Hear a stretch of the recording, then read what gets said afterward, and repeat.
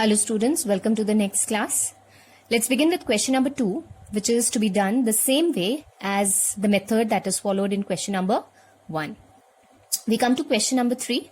We're given 4 functions here and we'll be checking out their continuity. Remember, here we are not given the point at which the continuity is supposed to be found out, right? So we will be taking C as any real number, and at this particular point C, we'll be checking out its continuity of this function, that is x minus 5, right? So we'll be following the same procedure, that is limit x tends to c negative fx. Remember, our function is x minus 5, right? So we have a function as x minus 5 here. So we'll take it as our left hand limit, that is limit x tends to c negative fx is equal to limit x tends to c negative x minus 5. And what is this equal to? We'll be replacing x with c. So we have c minus 5. So that's our left hand limit. Let's check it for the right hand limit, that is limit x tends to c positive fx. This is equal to limit x tends to c positive, function is x minus 5 again. Since we are taking values greater than c but approximately equal to c, replacing x with c, we get c minus 5 again. And again we'll be checking out the value of the function at x is equal to c. What is the function? The function is x minus 5. So we have the value as c minus 5. So what do we observe? The left hand limit, the right hand limit, and the value of the function at x is equal to c is equal to c minus 5. So we have the left hand limit is equal to the right hand limit is equal to the value of the function at x is equal to c. Therefore, our function is continuous for real numbers, right? Why real numbers we say? Because we had assumed c as any real number. I hope it's clear. Moving on to the next part, we'll be doing it similarly. That is, we have to check out the continuity of the function 1 upon x minus 5. So again, we'll be taking c as any real number such that we'll be finding out the continuity of the function at c, right? So again we'll be going up with the left hand limit, that is limit x tends to c negative is equal to fx, which is equal to limit x tends to c negative. The function is 1 upon x minus 5. So this is 1 upon c minus 5, right? Likewise, we'll be talking about the right hand limit. So we have limit x tends to c positive fx is equal to limit x tends to c positive 1 upon x minus 5 is equal to 1 upon c minus 5. Our third step would be, we'll be finding out the continuity at the value of that particular function. That is, we'll be finding out the continuity for f is equal to fx is equal to c. Our function was 1 upon x minus 5. So x gets replaced with c. So what do we observe? The left hand limit is equal to right hand limit is equal to value of the function at x is equal to c. Therefore, fx is continuous for real numbers. I hope it's clear. Right. Likewise, let's talk about part C. Again, since we are not given the point at which we are supposed to find out the continuity of this function, we'll be assuming C, let C be any real number where we check the continuity of fx, right? The function has been defined here. Okay, so we go with the left hand limit, that is limit x tends to c negative, right? That's our left hand limit. The function is fx, so we have limit x tends to c negative, function gets replaced with x square minus 25 upon x plus 5. So this becomes c square minus 25 upon c plus 5. How can we write c square minus 25 as? Remember, this can be written as c minus 5 into c plus 5 upon c plus 5. Cancel this out. Here we'll be using limit x tends to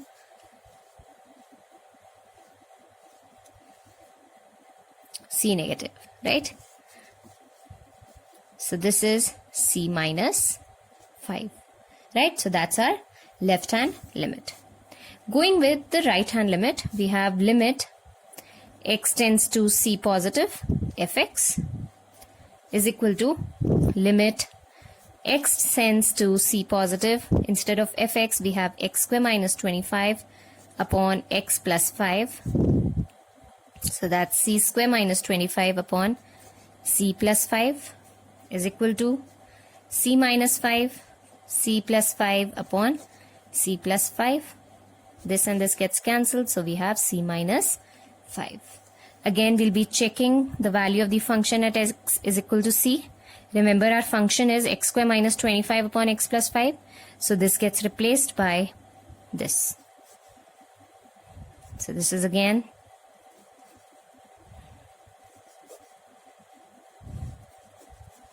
this is c minus 5. So what do we observe here? We observe that the left hand limit, the right hand limit and the value of the function at c, they all are equal. Therefore, the function is continuous at x is equal to c. I hope it's clear, students. Okay. Let's move on to question number D. That is D part, question number 3. Right? So we have fx is equal to x minus 5 modulus. As I've already told you, a modulus function is a continuous function, right? So its left hand limit, right hand limit and the value of the function at that particular point will always be equal to one another. Therefore, the function is continuous. But how are we supposed to prove this, right? Now, please pay a lot of attention. How do we define a modulus function? As I've already told you, defining a simple modulus function, that is y is equal to modulus of x, right? Similarly, we'll be defining this modulus function. Now, how to define this? Remember, a modulus function, how would it look like? Right? If I compare it with the function modulus of x, now this modulus of x took negative values for x less than 0 and positive values for x greater than 0, right? Greater than equal to 0. Likewise, how can we define modulus of x minus 5? Remember, if I have to define modulus of x minus 5, this will take negative value for what? For x minus 5 less than 0, right? And obviously, it will take positive value for x minus 5 greater than equal to 0, right? So we'll be defining this function on the whole. It will take negative value when will it take negative value? When x minus 5 is less than 0. And when will x minus 5 take a positive value? When this entire function x minus 5 is greater than equal to 0, right? Now I can define it as this is minus x plus 5, that is 5 minus x. When is it 5 minus x? When x is less than, taking minus 5 on the other side, x is less than 5. And it is x minus 5 when x is greater than equal to 5. So at what point I'll be checking out the continuity? I'll be checking out the continuity at 5. So if I have to draw this graphically, remember 5 here will be the breaking point for this modulus function. Right? So this graph would be like this. Means it will show us a negative slope for x less than 5. And it will show us a positive slope for x greater than 5, right? So modulus of x minus 5 would look something like this, right? Since x minus 5 gives us the breaking point on the x-axis at 5, for if I have to define modulus of x plus 5, remember it will give me a breaking point at x equal to minus 5, right? So I have defined my function this way.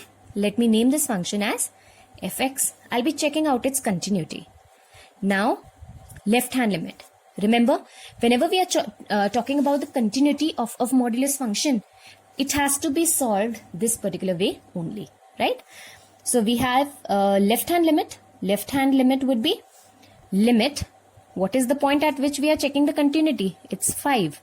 So for values of 5 negative, that is lesser than 5 values, but approximately equal to 5.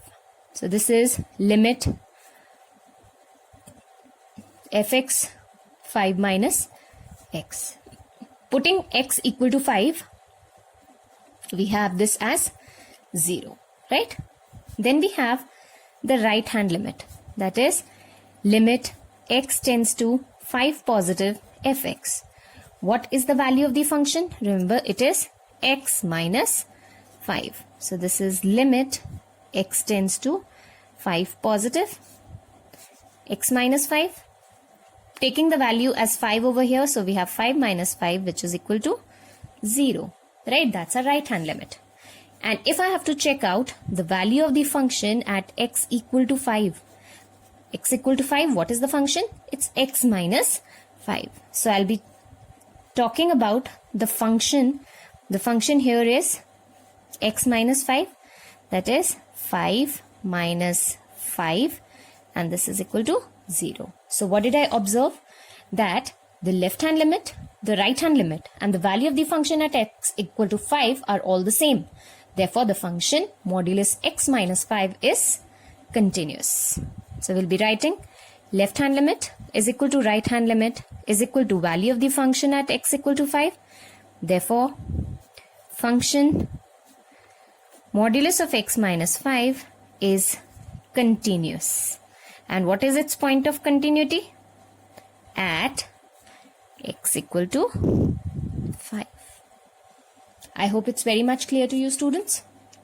Right. With this, we move on to the next question. That is question number 5. Question number 5. Fx is x for x less than equal to 1.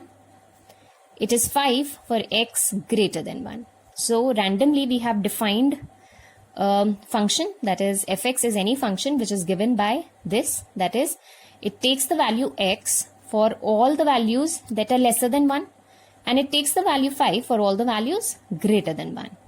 What are we supposed to check? Its continuity at x is equal to 0, 1 or 2. We have to state whether it's continuous at these particular points or not. So let me take it for x equal to 0. First of all, we'll be taking at x equal to 0. So going with the left hand limit, limit x tends to 0 negative, fx, what is the function? For values less than 0. Less than 0 means we are talking about values lesser than equal to 1 only. Remember here the function, whether if I take values less than 1, obviously this will also include values that are lesser than 0 or just greater than 0 or equal to 0. So what will our function be defined as? It will be defined as x in all the 3 cases. So for limit x tends to 0 negative, fx function would be x, and if I put x, substitute x with 0, I get the value as 0. Likewise, for x tending to 0 positive, again the value is 0, and at x is equal to 0 also the value of the function is 0. Therefore we say that fx is continuous at x is equal to 0. right? Likewise, we'll be checking the continuity at x equal to 1. Limit x tends to 1 negative, that is values towards the left of 1, right? Just lesser than 1. The function would be x. So that's 1. And for values that are greater than 1, the value of the function directly is equal to 5. And at x equal to 1 also, because here it is defined for x lesser than equal to 1, the value of the function is x. So the function is x.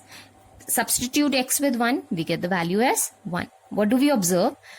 That the left hand limit is not equal to the right hand limit, right? Therefore, we can say that the function is discontinuous, or it is not continuous at x equal to 1, right? Again, we'll be checking out the continuity of the function at 2, right? So for x equal to 2, remember, we have to define the function, and the function has been defined for all the values greater than 1. So for 2, the value of the function would remain 5 only. So whether we are talking for values just greater than 2 or just lesser than 2, they will come under this category only. So the function will take the values 5 for all the 3 conditions, that is our left hand limit, right hand limit, and the value of the function at x equal to 2 will come out to be the same, right? So this is how we define the continuity of the function at x equal to 2.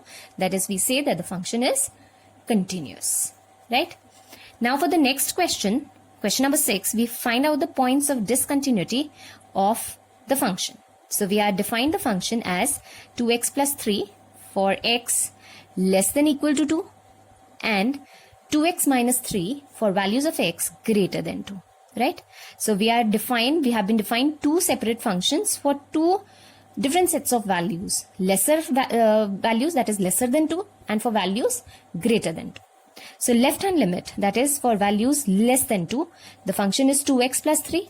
Replace x with 2. So we get the value as 7, right? And for the right hand limit, that is for the values greater than 2, the function is 2x minus 3. Replace x with 2. So we get this as 1. And the value of the function at x equal to 2 is, again, the function is 2x plus 3. So replace x with 2, we get the value of 7.